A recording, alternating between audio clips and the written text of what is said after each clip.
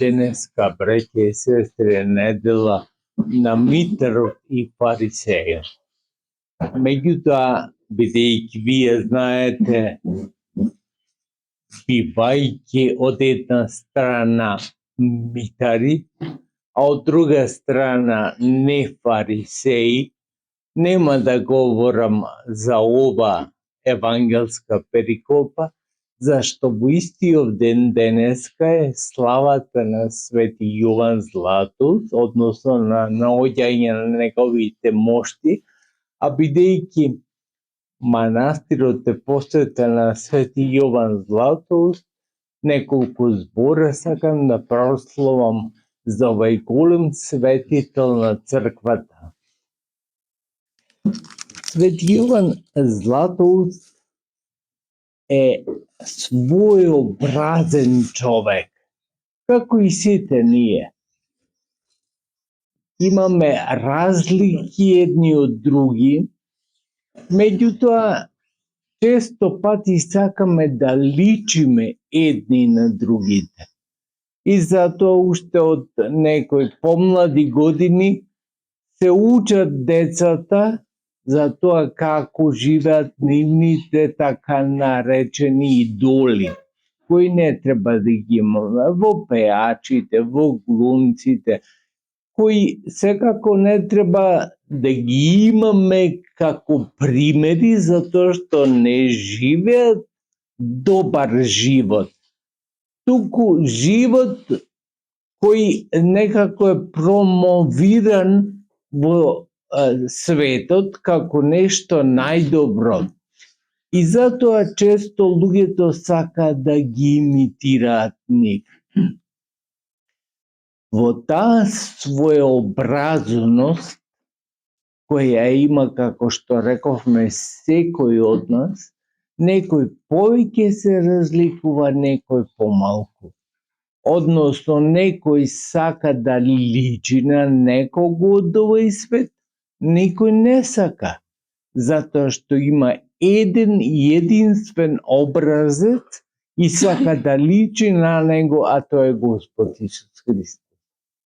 Е така, овој светотец Свети Јован Златоуст очигледно дека не сакаше да личи на никого од овој свет, туку само на неговиот Господ. Нема да се задржам на неговата богата содржина на животот. Исто така, овај пат нема да се задржам на неговиот пишан или забележен збор од брзописците. Има толку многу дела на Свети Јован Златоуст, што може би може да се спореди со Свети Августин на Запад. Иначе, во Источната црква, православната, нема некој кој има повеќе пишана содржина од Свети Јован Златоуст, за да се прочита неговото дело, кое во патрологијата грека, она познато дело каде се собрани делата на светите оци, дури 5 томови големи, огромни, со може би поеќе од 2000 страници има делото на Свети Јован Златоуст. Е тој Свети Јован Златоуст, кога бил избран за епископ на Константинопол, денешен Цариград или Истанбул, како го викаат, што исто значи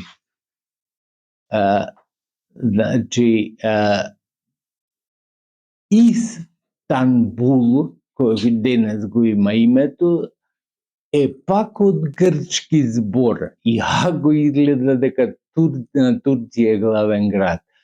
Истанбул значи Истин Полин, во градот, зашто во Византија тогаш на еден бил градот голем, кој можел да биде насловен како град.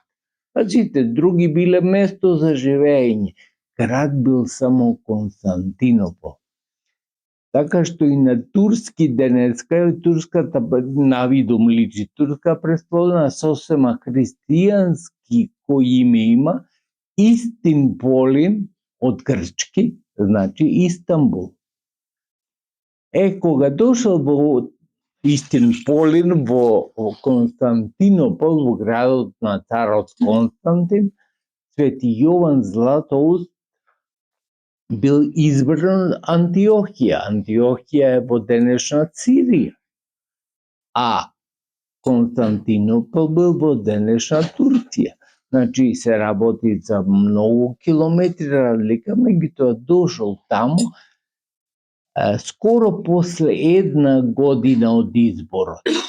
Дошол некаде 398 година. Истражувачите на делото негово не се согласни во тоа за колку време направил реформи. А реформи, кога велам, тоа се големи реформи. Во смисла, дали за 6 месеци или за 1 година, како и да е, и едното и другото е прекратко време, а расчинил дури 15 епископи. Можете да го замислите, за 1 година, појќе може да го јас дури еднаш немам преноќевано во своето седиште во Крушево, затоа што се уште го приготвуваме местото каде треба да бидам. А тој за 6 месеци не само што си имал каде главата да наслони, туку и се фатил за толку содржајна работа. Не знам, и можеби не е ни познато дали сите расчинувања што ги направил биле на некој начин оправдани. Меѓутоа, едно е сигурно дека токму таквиот своеобразен начин на живот кај многумина предизвикал револт. Меѓу епископите сигурно и во црквата. Меѓутоа, многу позначено е што предизвикал револт кај царицата Евдокија. Во тоа време, а таа имала моќ како царица. Затоа свикан, не многу оддалечено од времето кога доаѓа од прилика после 4 години, 4 до 5 години од кога е епископ во Константинопол, по иницијатива на сите незадоволни кои биле во црквата, а особено на царицата која имала моќ тоа да го спроведе, се викане собор од Александрискиот епископ, тогаш Теофил Чичко на еден познат, многу познат теолог и епископ во црквата Кирил Александриски. Тој Теофил дошол во Константинопол, собрал синот кој е познат соборот кај Дабот, зашто таму кај тоа познато дрво, Дабово дрво, како сега, што е оне во Охрид Дабот, велат илјадници, 1000 години од времето на цар Самоиле, така и тогаш имало старо дрво кое знаело дека е многу старо и местото околу тоа дрво го добивало името според дрвото. Тука, околу Дабот, значи, во зграда, секако не под сенката на Дабот, одржан е тој собор, на кој Теофил Александриски со собор, не сам секако не може да се изведе никако поинако расчинување на епископ, меѓутоа со собор му го зема чинот на Свети Јован Златоуст, а за кратко време, заради тоа што му е одземен чинот, царот го праќа во прогонство. Меѓутоа не се случува тоа прогонство веднаш, затоа што Константинопол го зафаќа и земјотрес и пожар. Истите го толкуваат тоа дека заради неправедното судење на епископот на Константинопол тоа се случува и затоа неговиот прогон брзо завршува, односно трае многу кратко, само неколку денови. Во суштина и не е јасно дали воопшто тргнува на тоа прогон. Меѓутоа, има едно правило во црквата, дека она што ти го одзел соборот не можеш сам да си го вратиш. А соборот му го одзел и чинот на Свети Јован Златоуст и тој не би требало да може да служи понатаму во Константинопол. Тој останал во Константинопол заради различни прилики, како што ги споменавме. Меѓутоа, тој продолжил да служи. Тоа било една од причините повторно да се свика собор и повторно да биде осуден Свети Јован Златоуст и да биде испратен во прогонство. Неговото прогонство се случува во денешна Грузија, дури оттаму од Константинопол е прогнат на истокот на Црното море, меѓутоа не дочекал дотаму да стигне Свети Јован Златоуст, затоа што изнемоштен и слаб како бил, се упокоил во местото Коман. И таму е и закопан. Меѓутоа, после 30 години од неговото упокојување, неговиот ученик, кој има и денеска и икони, тој слушал како свети, бидејќи му бил келийник, а келийник значи соба до соба. Тој, да речем така, му носел кафе на Свети Јован Златоуст, иако тогаш не ни постоело кафе. Меѓутоа, за сите потреби што ги имал Свети Јован Златоуст, овој келийник му легувал во преслер. И тој станал после некое време, после Свети Јован Златоуст, патријарх цариградски.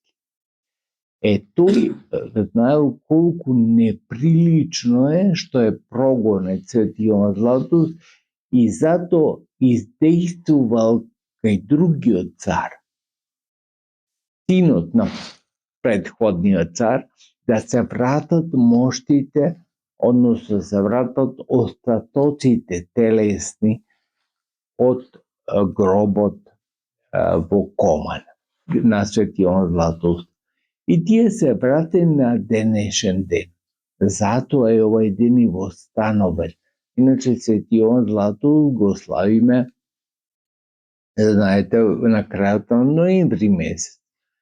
Меѓутоа, сега славиме наоѓање на моштите, односно откопување на гробницата која била во прогонството каде што бил Свети Јован Златоуст и враќање на неговите мошти во Цариград. Потоа, во време на крстоносните војни се случило светите мошти на Свети Јован Златоуст да и бидат украдени од крстоносците, сите и пренесени во Рим.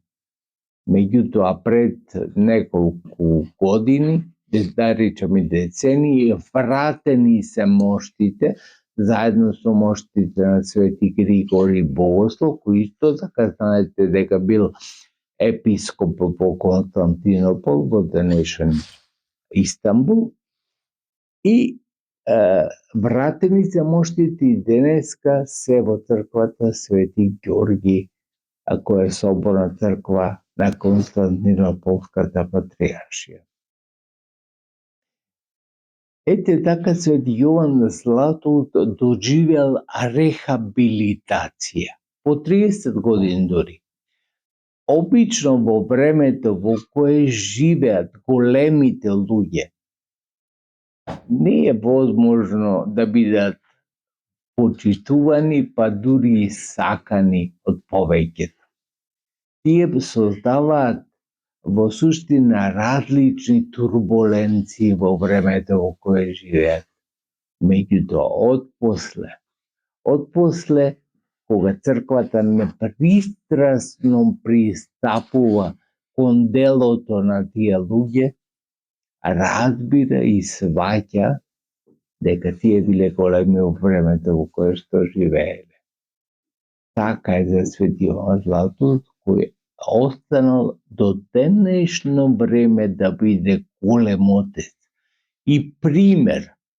Затоа што од една страна, ако ги читате неговите дела, кои велам се многу, ќе сватите дека тој човек што го изговорил или го напишал тоа, не може да има грешен живот. Затоа што не постои во суштина и изречица е меѓу луѓето: слушај го попот што ти зборува, не го гледај што прави. Не е тоа точно. Зашто попот, она што го говори, владиката особено, тоа треба да го прави, тоа треба да го чини. Ако тој со делата своји не е пример, тогаш која смисла и кој ќе му поверува? Ама Свети Јован Златоуст заклучиле подоцна, безпристрасно, велам, луѓето дека тоа што го пишува, а тоа што го пишува е совршено точно, не може многу да се разликува од неговиот практичен живот. И затоа доживува рехабилитација во после 30 години. Денеска го славиме празникот на Свети Јован Златоуст, го славиме преносот на неговите мошти и очекуваме, бараме, сакаме од Бога да ни го прати за застапник овај голем светител. Тој не само да се моли за нас, како што имаме одречите молици за нас, туку да не поучува со неговите дела, кои се врв на моралното богословие во црквата.